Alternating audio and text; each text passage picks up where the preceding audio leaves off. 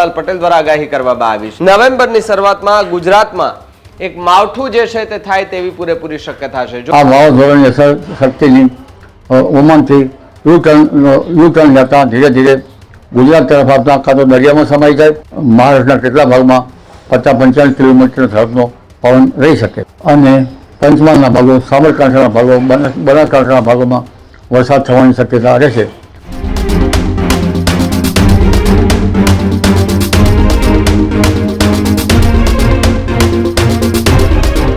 સમાચારોમાં આગળ વાત કરીએ વરસાદની, તો વરસાદ હવે બસ એન્ડ મોમેન્ટ પર છે। હવે જતા જતા પણ વરસાદ જે છે તેમનું રૌદ્ર સ્વરૂપ દેખાડી શકે છે। આગામી 3 દિવસ હવામાન વિભાગ અને સાથે જ અંબાલાલ પટેલ દ્વારા આગાહી કરવામાં આવી છે। રાજ્યના કેટલાક વિસ્તારોમાં છૂટાછવાયા હળવાથી મધ્યમ વરસાદ જે છે તે વરસી શકે તેવી આગાહી જે છે તેમના દ્વારા કરવામાં આવી છે। સાથે જ વાત કરવામાં આવે તો 6 થી લઈને 8 ઓક્ટોબર રાજ્યમાં વરસાદની સ્થિતિ બની રહેશે તેવું અંબાલાલ પટેલ દ્વારા કહેવામાં આવ્યું છે। શક્તિ વાવાઝોડું એ ઓમાનથી આવી શકે છે ગુજરાત તરફ તેવી અત્યારે વાત જોવા મળી રહી છે। અંબાલાલ કાકા પટેલ છે તેમના દ્વારા આગાહી કરવામાં આવી છે। 2 દિવસ દરિયો રફ રહે તેવી પણ શક્યતાઓ છે। છેલ્લા 24 કલાકથી આપણે જોયું છે કે ગુજરાતના એ દરિયાકાંઠામાં કરંટ જોવા મળતો હતો, જેના કારણે અલગ અલગ વિસ્તારોમાં છૂટાછવાયા વરસાદો જોવા મળતા હતા। ત્યારબાદ આપણે દ્વારકા, પોરબંદર, સોમનાથનો જે દરિયો છે એ ગાંડોતુર બન્યો હતો।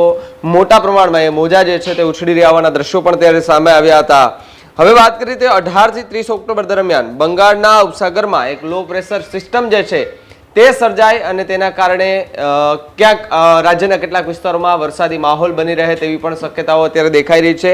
નવેમ્બરની શરૂઆતમાં ગુજરાતમાં એક માવઠું જે છે તે થાય તેવી પૂરેપૂરી શક્યતા છે। જો આ માવઠું થાય છે તો સ્વાભાવિકપણે ખેડૂતોને હજુ પણ એ નુકસાન ભોગવવાનો વારો આવી શકે છે। છેલ્લા 10-12 દિવસથી રાજ્યના કેટલાક વિસ્તારોમાં એ પ્રકારની સ્થિતિ થઈ ગઈ છે કે જે છૂટો છવાયો અને હળવો વરસાદ જે થઈ રહ્યો છે તેના કારણે જે ચોમાસું પાક, જે ઊભો પાક હતો તેમાં ક્યાંક ને ક્યાંક એ નુકસાન જોવા મળી રહ્યું છે।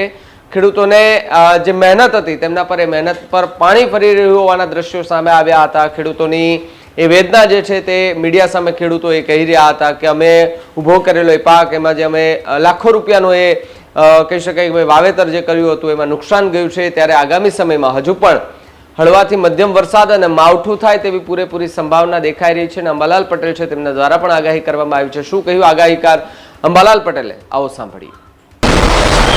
હમણાં લગભગ 6 થી 7 તારીખ સુધીમાં દરિયો રફ રહેવાની શક્યતા રહેશે। કરાચીથી લઈને પશ્ચિમ સૌરાષ્ટ્રના ભાગોમાં થઈને લગભગ મુંબઈના ઉપરના ભાગો અને નવસારી, સુરત વગેરે ભાગોમાં પણ ક્યાંક ભાગમાં દરિયો રફ રહેવાની શક્યતા રહેશે। ઊંચા મોજા ઉછળવાની શક્યતા રહેશે। પરંતુ આ વાવાઝોડાની અસર શક્તિની ઓમાનથી યુ-ટર્ન લેતા ધીરે ધીરે ગુજરાત તરફ આવતા કાં તો દરિયામાં સમાઈ જાય અથવા તો પશ્ચિમ સૌરાષ્ટ્રના દરિયા કિનારે આવતા 40 કિલોમીટરની આસપાસનો પવન ફૂંકાવાની શક્યતા રહેશે। હમણાં તો લગભગ મહારાષ્ટ્રના કેટલા ભાગમાં 50-55 કિલોમીટર ઝડપનો પવન રહી શકે। પરંતુ ત્યારબાદ આ સિસ્ટમ અંગે જોવા જઈએ તો લગભગ ઉત્તર ભારતમાં એક મજબૂત પશ્ચિમ વિક્ષોભ આવેલ છે।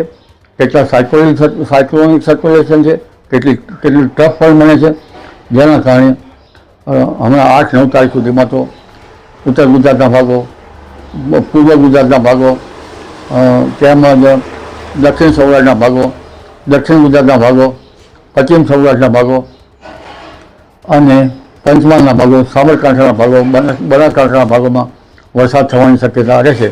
ઉત્તર ભારતમાં વીજપ્રપાત સાથે વરસાદ થવાની શક્યતા રહેશે, જેના લીધે લગભગ હવામાનમાં ઠંડક પ્રસરવાની શક્યતા રહેશે અને હવામાન ઠંડુ થવાની શક્યતા રહેશે। તારીખ 18 થી 20 ઓક્ટોબર આસપાસ બંગાળ ઉપસાગરમાં એક બીજી સિસ્ટમ બનશે। લગભગ 18 ઓક્ટોબરથી ઓક્ટોબરના અંત સુધીમાં અરબ સાગર પણ સક્રિય રહેશે। પરંતુ લગભગ ઓક્ટોબરના અંતથી નવેમ્બરની શરૂઆત સુધીમાં બંગાળ ઉપસાગરમાં મજબૂત સિસ્ટમ બની શકે, જેના કારણે તેનો પ્રભાવ ગુજરાતમાં વાદળવાયુ કે ક્યાં માવઠું થઈ શકે। ચોમાસાને પીછે થવા છતાં પણ એક પછી એક બંગાળ ઉપસાગરમાં સિસ્ટમો બને છે, તેના કારણે વરસાદ થવાની શક્યતા રહેશે। તારીખ 18 થી 30 ઓક્ટોબર વચ્ચે ગુજરાતનું હવામાન પલટાશે દિવાળી આસપાસ અને માવઠા જેવું હવામાન થઈ શકે અથવા તો માવઠું થવાની શક્યતા રહેશે। 18 નવેમ્બર બાદ પણ કંઈક મજબૂત પશ્ચિમી વિક્ષોભ દેશના ઉત્તરીય પર્વતીય પ્રદેશોમાં આવશે, જેના કારણે 15 ડિસેમ્બર પહેલાં શરૂઆતમાં સુધીમાં પણ કંઈક માવઠા જેવું હવામાન થઈ શકવાની શક્યતા રહે છે.